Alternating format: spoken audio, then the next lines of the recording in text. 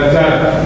Pada pagi hari ini, sebelum kita mulai pembelajaran, alangkah baiknya kita berdoa terlebih dahulu bersama-sama. Semoga nanti apa yang kita diskusikan, semoga nanti apa yang kita sampaikan, semoga apa yang nanti yang kita lakukan bersama mendapatkan berkah, menambah wawasan, dan tentunya menambah keilmuan bagi kita semua. Untuk kelas siapa ini? Mas apa? Dipimpin berdoa, silakan. Kita duduk siap berdoa mulai.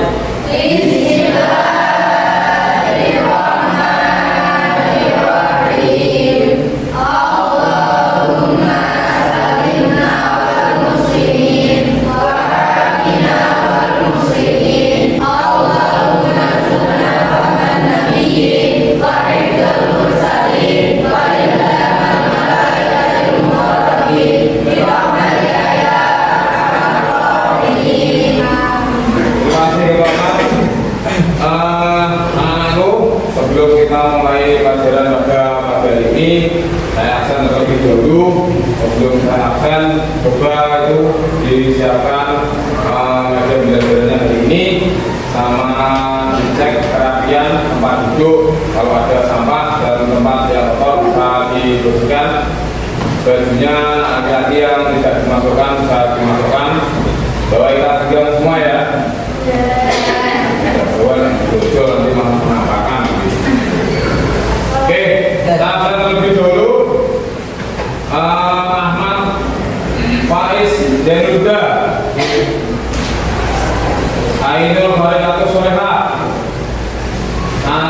Aisyah Najibah, Ana Mariatul Latifah. Terima kasih anak-anakku semuanya.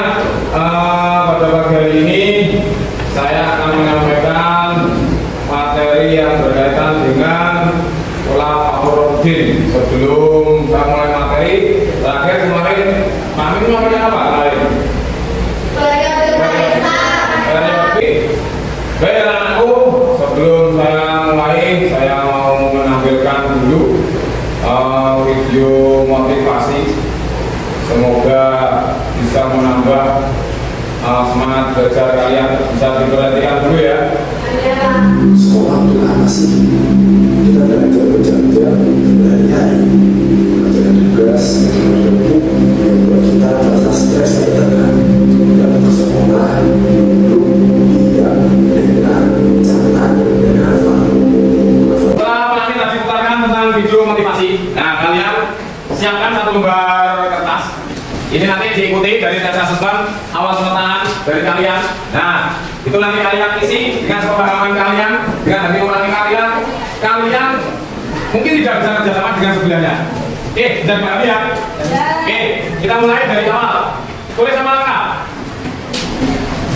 Saya bantu satu persatu. Nama lengkap, terus kelas, nomor absen, hafal ya? Next. Bagaimana suasana hatimu saat ini? Bahagia, bahaya, merana, menangis, bersedih, patah hati? Nama, kelas, nomor absen, dan bagaimana suasana hatimu saat ini, hari ini, today.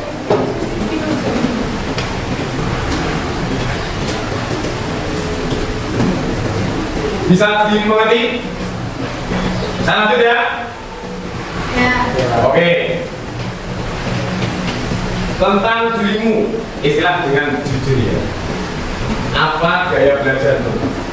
Visual atau melihat gambar, melihat tayangan, diagram, dan lain-lain sebagainya.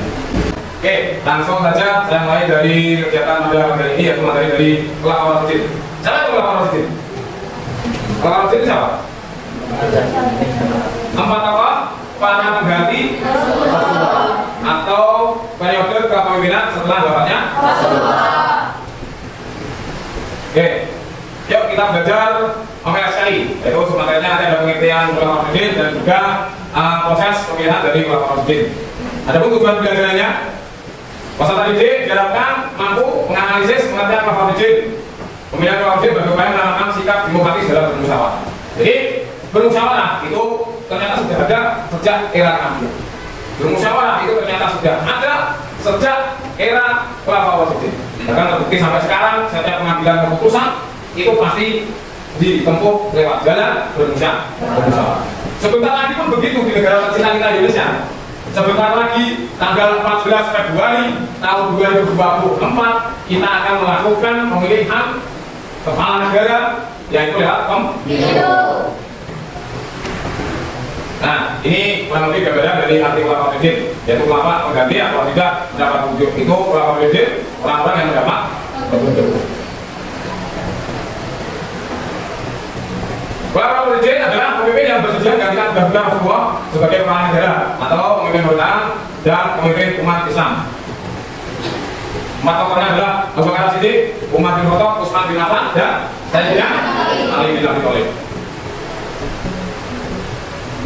Proses pemilihannya seperti ini. Pertama adalah kesepakatan atau bermusyawarah, lalu ada wasiat, terusnya pemilihan secara terbuka. Kita bahas satu persatu. Mulai dari Abu Bakar Siddiq, yaitu proses pemilihan menjadi khalifah dilakukan dengan kesepakatan para sahabat. Jadi orang-orang di era Rasulullah, bahasa kita itu orang yang pernah bersama Rasulullah, itu namanya sahabat. Sahabat kalau besti, sahabat kalau CS, sahabat kalau apa namanya, teman kental, itu lebih dekat sahabat. Artikulasinya itu lebih mendalam, ketika arti teman itu lebih kental, ibaratnya adalah sahabat. Oh, itu teman saya, itu lebih keren gak? Itu sahabat saya. Sahabat itu tahu sesungguhnya. Pengangkatan beliau Abu Bakar sebagai khalifah adalah melalui pemilihan secara musyawarah yang dilakukan oleh umat Islam di Saqifah, di Bani Sa'idah setelah wafatnya Rasulullah. Next, Umar bin Khattab. Nah, ini Umar ini salah satu tokoh di era Khulafaur Rasyidin, tokoh yang paling gagah sekali. Bahkan beliau itu masuk Islam karena pengen membunuh Rasulullah. Dia sangat menentang, pengen membunuh Rasulullah. Muhammad Diwan, tak bunuh saya dengan pedang. Ya, Umar bin Khattab. Bahkan ada satu riwayat, ada malaikat yang mengintip di jendela rumah Umar bin Khattab, disentak karena Umar bin Khattab. Soalnya malaikat lain disentak Umar bin Khattab. Sakit ganda.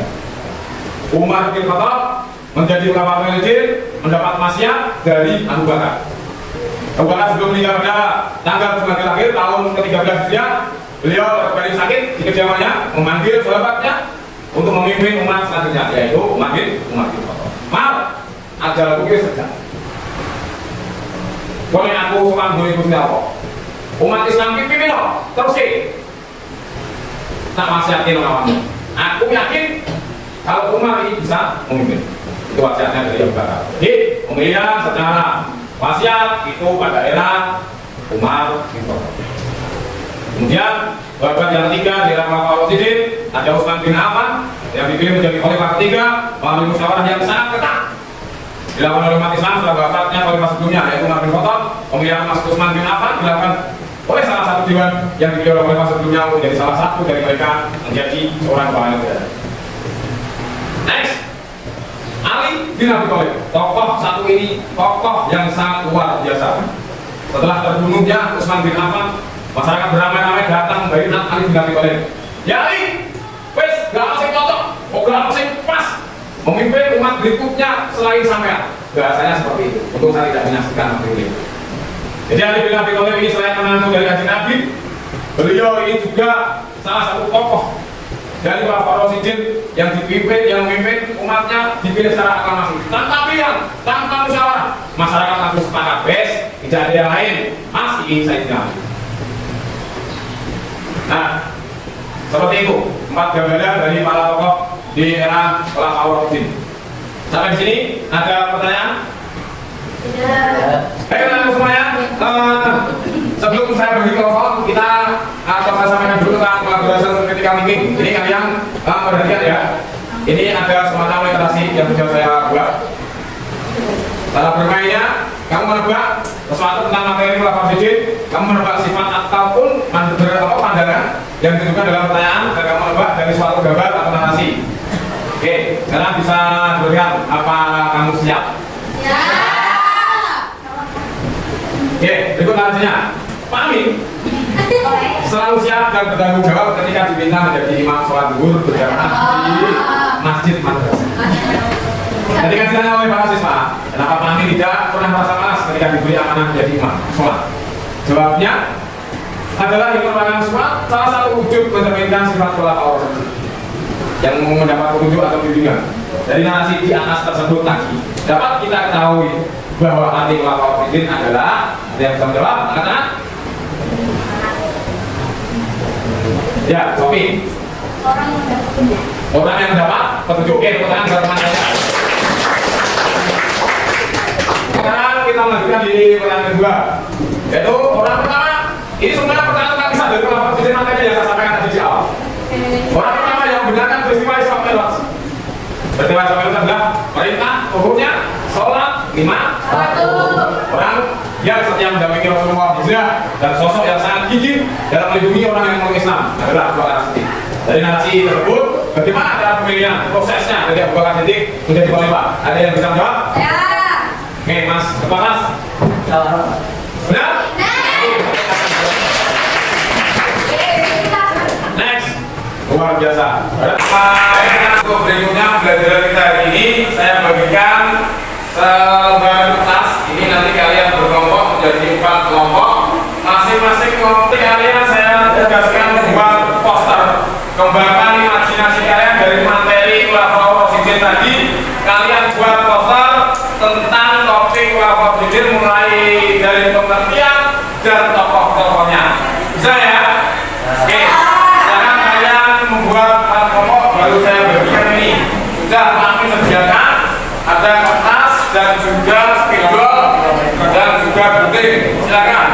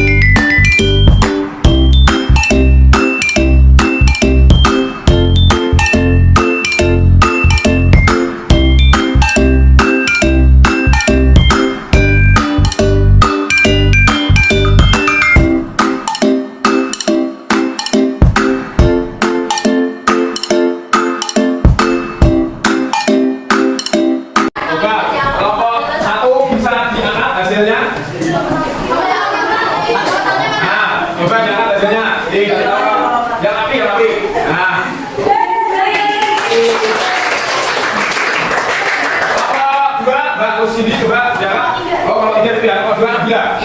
Nah, Mbak. Iya, tenang.